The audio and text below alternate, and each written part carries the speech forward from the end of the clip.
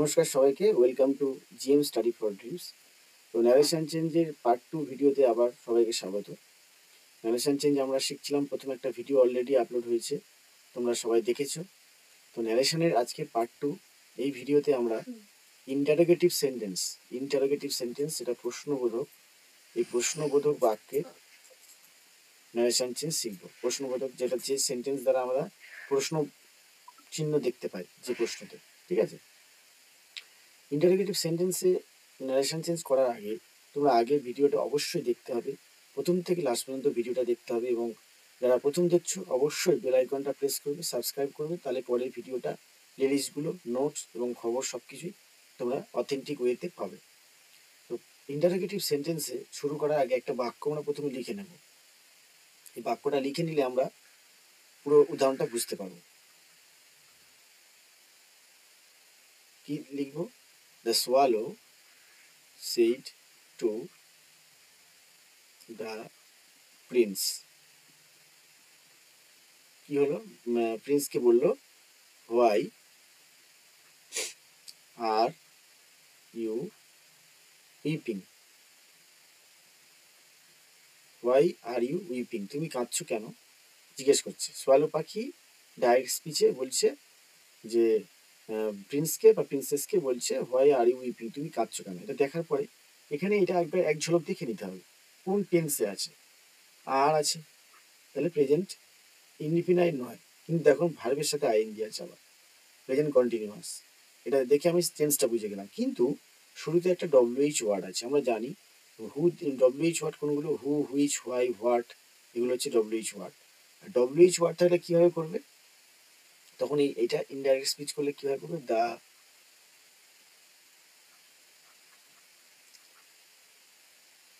Shed টুর জায়গায় কী হবে? এই যে ইন্টারোগেটিভ সেন্টেন্স, এখানে সেড টু থাকলে কী হবে? আক্সড, আক্স বসবে। আক্স দ্য প্রিন্স, কী হবে? আক্স দ্য প্রিন্স। এই যে হোয়াই কথাটা আছে, এখানে অ্যাকচুয়ালি ইন্টারোগেটিভ সেন্টেন্সের লিঙ্কার হিসাবে ইফ বা ওয়েদার, ডব্লিউএইচ ওয়েদার, এই কথাটা আসে, ঠিক আছে। কিন্তু ন্যাচারালি এখানে যখন ডব্লিউএইচ ওয়ার্ড থাকবে সেটাই বসে যাবে।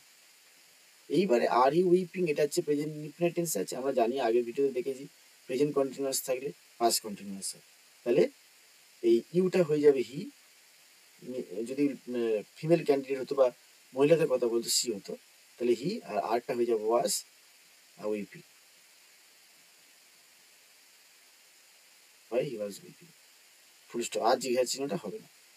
তাহলে কি কি চেঞ্জেস দেখলাম? সেড টুর জায়গায় ইন্টারোগেটিভ সেন্টেন্স প্রশ্নবোধক বাক্য হলে তখন সেড টুর জায়গায় আক্স বসাবো, আর লিঙ্কার হিসাবে আমরা ইফ বা ওয়েদার বসাই, কিন্তু এক্ষেত্রে ডব্লিউএইচ ওয়ার্ড যেটা থাকবে সেটা বসে যাবে। এটা আমরা একটা নিয়ম দেখলাম। আরেকটা আমরা দেখে নেবো ডাইরেক্ট। কি আছে? Can you lend me, can you lend me your book, can you lend me your book for a day, for a day, তুমি কি একদিনের জন্য তোমার বইটি ধার দিতে পারো? For a day, he asked, ঠিক আছে। এবার যখন এটা প্রথমে দেওয়া আছে রিপোর্টের স্পিচটা, তখন অনেকে ভাবে, ঘাবড়ে যাবে যে প্রথমে দেওয়া আছে কীভাবে, কিন্তু সেম একইভাবে যেমনভাবে শিখেছো তেমনভাবে তোমরা অ্যান্সারটা করবে, ঠিক আছে। হি আস্কড প্রথমে আছে, আক্স তো দেওয়াই আছে, তাহলে হি আক্স থেকে শুরু করো। হি আস্কড মি, কি বলছে? এখানে যদি লিঙ্কার নেই, লিঙ্কটা নিয়ে আসতে হবে। ইফ ক্যান ইউ, তাহলে এখানে দেখো ক্যানটা আমি বলেছি, ন্যারেশন চেঞ্জের সময় ক্যান থাকলে ডাইরেক্ট স্পিচে ইনডাইরেক্টে কি যাবে? কুড। তাহলে কুডের আগে তো একটা সাবজেক্ট দিতে হবে, ইউটা কি হবে? আই। কেন আই হলো? ভালো করে বাংলা মানেটা বোঝো। Can you lend me your book for a day, he asked, সে জিজ্ঞেস করলো তোমার বইটা দিতে পারো। সে বলল যে, আমি যেটা বাংলায় যদি লিখি, সে বলেছিল যে, হ্যাঁ, আমি, আই মানে কি? আমি কি করব? তোমাকে বইটা ধার দিতে পারবো একদিনের জন্য, তাহলে I could lend my book for a day, ঠিক আছে।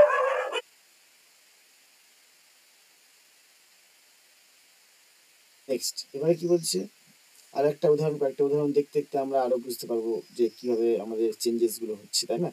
বারবার দেখতে হবে।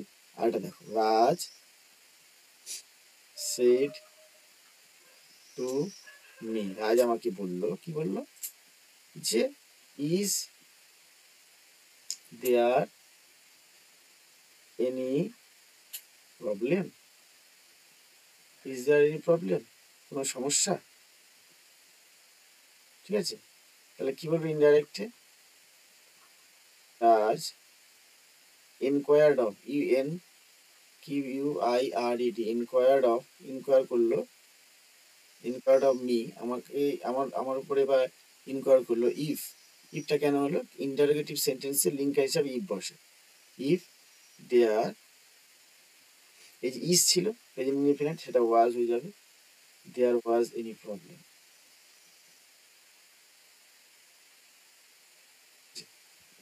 ইনকোয়ার্ড অফ মি। তারপর একটা উদাহরণ আমি দিই, ডব্লিউএইচ কোশ্চেন তো আমরা শিখলাম, এবারে আমরা ডব্লিউএইচ ওয়ার্ড যদি দিয়ে কয়েকটা দেখে নেব আমরা, ডব্লিউএইচ কোশ্চেন দিয়ে, কোশ্চেন দিয়ে কয়েকটা যদি দেখি, হি said to me, who are you, who are you, এটা বললো ডাইরেক্টে। ইনডাইরেক্টে কি হবে, হি said to জায়গায় কি হবে, asked, he asked me, linker হিসাবে ইফ বা ওয়েদার, ইফ, আমি বলেছিলাম কি ডব্লিউএইচ ওয়ার্ড থাকলে লিঙ্কার বসানো, তাই না? তাহলে ইফ বসাবো না, কি বসাবো তাহলে, হু, এবারে হু আর ইউ প্রেজেন্ট ইনডিফিনিট আছে, হু আই, আরটা ওয়াজ হয়ে যাবে, হু আই ওয়াজ। ব্যাপারটা এরকম, ঘাবড়ানোর কিচ্ছু নেই। এবার আরেকটা ছোট্ট নিয়ম আমাদের মনে রাখতে হবে, সেই নিয়মটি কি, নিয়মটা এটা হলো, ইন্টারোগেটিভ সেন্টেন্সে যদি শুড থাকে, সেই যে শুড, তাহলে কি হবে, ইনডাইরেক্ট স্পিচে পাস্ট টেন্সে উড হয়ে যায়, শুড চেঞ্জ হয়ে কি হবে, উড হয়ে যাবে, শুড চেঞ্জ করে উড হয়ে যাবে, কিন্তু কর্তব্য বোঝালে শুড অপরিবর্তিত থাকবে, এটা মাথায় রাখতে হবে, শুডটা উড হয়ে যাবে। একটা উদাহরণ দেখে নিই আমরা, I said to him, I said to him, shall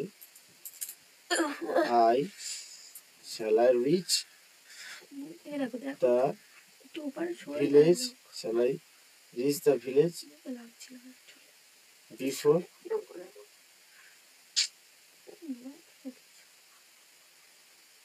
dawn, shall I reach the village before dawn, এখানে আমি লিখতে পারি I said to যা লিখবো asked, I asked him if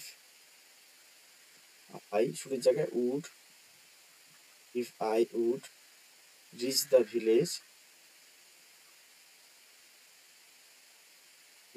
village before dawn,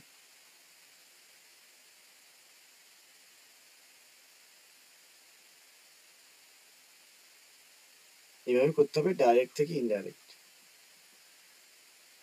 practice করতে করতে আমাদের সঠিক লক্ষ্যে আমরা পৌঁছে যাব। প্র্যাকটিসটা আমাদের খুব পারফেক্টলি করতে হবে, practice makes a man perfect, এটা মাথায় রাখতে হবে, ঠিক আছে? এবারে আমাদের রুলসগুলো কি কি শিখলাম সেটা মাথায় রাখবে তোমরা। ডব্লিউএইচ ওয়ার্ড থাকলে বসে যাবে, নাহলে ইফ বা ওয়েদার হবে, এটাই হচ্ছে মেন নিয়ম। লিঙ্কার হিসাবে কি বসবে, ইফ বা ওয়েদার, ইফ বা ওয়েদার।